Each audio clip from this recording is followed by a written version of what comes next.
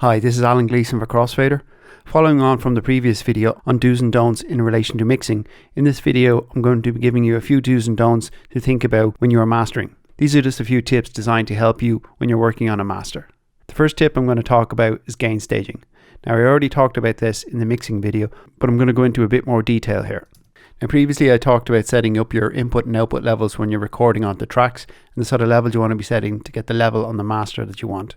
And this time I'm going to talk about it in relation to specific devices. Gain staging is all about setting the correct level in and out of particular devices, whether that be your channel or the actual plugins that you're actually using. Now not all plugins are designed equally. Some are designed to be digital emulations, some of them are analog emulations, some of them are some sort of hybrid combination.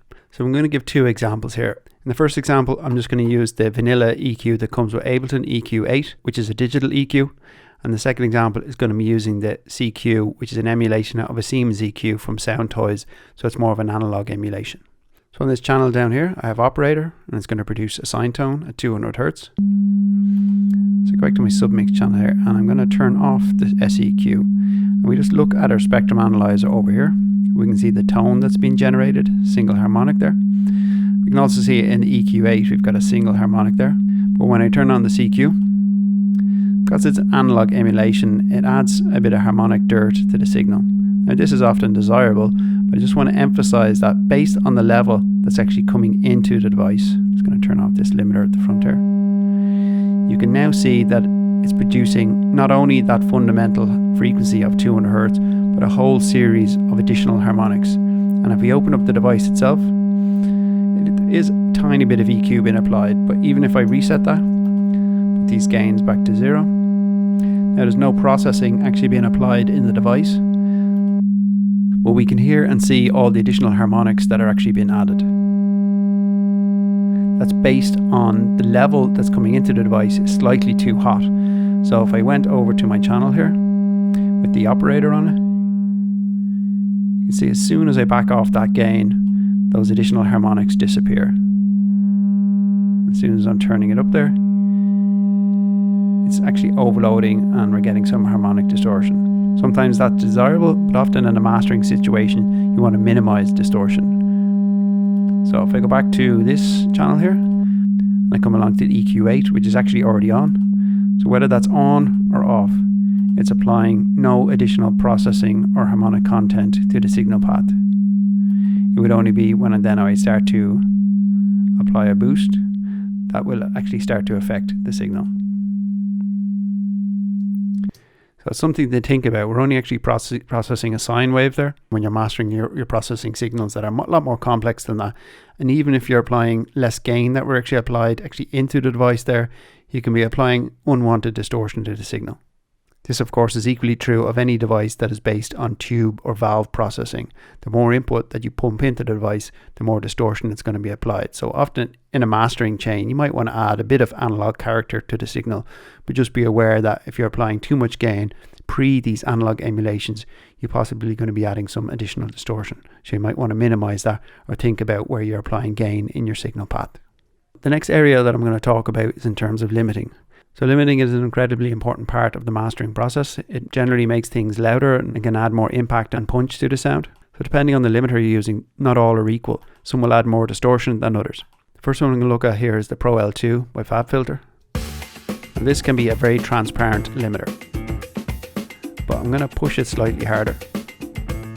In my output section I've got it set to 1:1, which means that when I apply limiting, it balances the output, so I don't get the automatic gain increase that you get with a lot of limiters. So you can see my gain reduction that's happening there, quite a bit of gain reduction. And there's a unique feature within this that allows me to monitor the limiting that's actually been applied. So that's the limiting that's actually been applied to the signal, and we can hear the kind of distortion that's been added. So I can attempt to minimize that by tweaking my attack and release settings. But depending on the limiter you're using, they might not have an actual attack and release, and the only solution there, which is actually a good idea in this situation, is to actually just pull back on the gain that's been applied. Depending on the format you're mastering for this, if this was say for a streaming service, I might want to keep an eye on my LUFS scale here and not go too far above minus say 14 LUFS. If I was mastering for CD, I could maybe pump it a bit more. I'm just going to switch over to a different limiter. This is something like the vanilla limiter that comes with Ableton. Now you'll quickly hear that as if I could go too hard by reducing the ceiling, it's going to introduce a lot of distortion. So often in an attempt to get things loud, people rely on the limiter to try and do a lot of this work, but you got to be careful because it will introduce distortion. Now often what I'll do is that I'll use other devices in the signal chain to allow me to, or help me listen to this distortion as it's been added. One of these tools is a free device. This Brainworks BX Solo, which allows me to solo the mid and the side independently. So sometimes if I'm doing some extreme limiting, I'm just soloing the side there, it'll become obvious that there's distortion on the signal. Other times I might use, say, an EQ device, which allows me to solo a particular band. So Ableton's EQ device allows you to do this. This plugin from Ozone allows it to do it. Various plugins allow you to do this. So if I hold down a particular shortcut, it's kind of like a multi-band analysis tool where you can kind of sweep around within the frequency spectrum.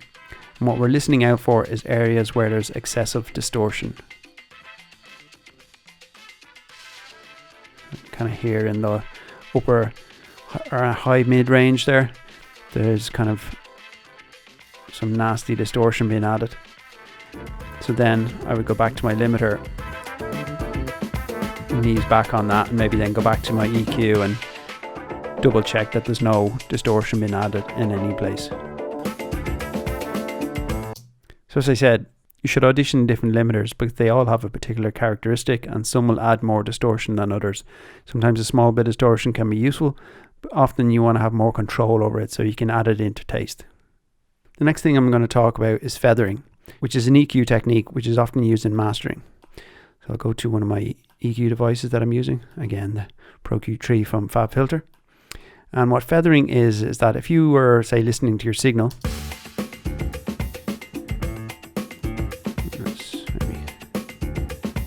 increase the gain here a bit.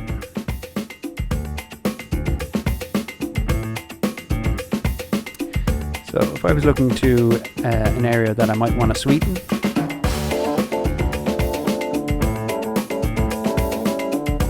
if there was an area around there where I wanted to highlight more kind of high end, rather than say boosting by say 3 decibels at around 10k there, what I would do is that I would reduce that to say, maybe say put it to 2.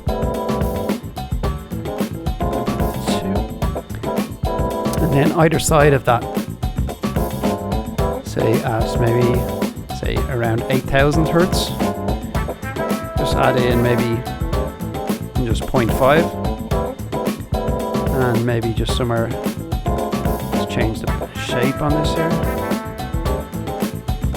At around the same distance above, around say 2000 Hertz higher. Yeah, put in another 0.5. So rather than just focusing in on one particular frequency, you're kind of spreading the frequency boost across 3 frequencies, adding your main frequency, around 2 decibels, and then half a decibel either side. You could go a tiny bit more, but let's hear what that does. Definitely adding a bit of high-end presence to the mix. Now this has 2 effects. One of them is that the less EQ that you're using, the less phase issues that you will introduce, and the overall result tends to be smoother. So you're not focusing in on one particular frequency, you're just boosting a general area. So the next do and don't that I want to talk about is in terms of referencing. Now I mentioned referencing in the mixing video in terms of listening to other tracks when you're mixing to keep your ears fresh and keep you focused when you're trying to achieve a particular sound.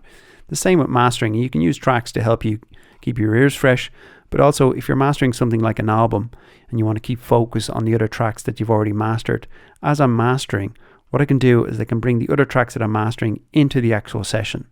And because the current track that I'm mastering is actually going to this submix, the other tracks that I bring in, I can route them to the master, so I can have them placed somewhere else in the mix here, maybe have key commands set up to quickly jump to key points within those, and then jump back to the track that I'm actually working on to make sure that things like tonal balance and dynamics are being maintained across the album that you're working on. In relation to that point, it's always a good idea to rest your ears if you find that you're going astray or you tend to be over-processing the master you're working on now compared to the masters that you completed a couple of hours ago. Take a break for about 15 minutes to give your ears a rest, or if the client is not actually there, maybe switch over to another mastering session to give your ears a break from that particular frequency range and dynamic that you're actually working on. Mixing sessions often tend to go on a bit longer, whereas mastering is a bit more of a sensitive process. It's best not to overdo the working day, limited to around 8 hours, and where possible spread out album mastering sessions across a couple of days to get the best results. And the final tip that I'm going to talk about, this is also in relation to mixing as well, but in order to give you a different perspective on the master that you're actually working on, it's important to use different monitoring systems. Now, you'll often have your main monitors that you maybe invested a lot of money in, but there's nothing to say that you shouldn't listen on other maybe cheaper sound systems.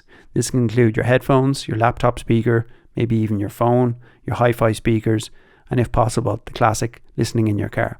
It's not always feasible in terms of time to do this, especially if you've got clients there with you. So that's why it's important in your mixing and mastering environment to maybe just have a ghetto blaster, laptop speakers, other monitoring systems that you can quickly switch over to give you a different perspective on the mix. Now, often these won't sound as hi-fi or as sensitive as your main monitors, but listening on these other systems can give you a fresh perspective on your mix and maybe highlight something that you might have missed on your main monitors. This has been Alan Gleeson for Crossfadr, so I hope you enjoyed those do's and don'ts, things to think about when you're working on your master. If you haven't already, go back and check out the mixing video. Remember to like and subscribe to videos and turn on that notification bell to keep updated on our latest videos.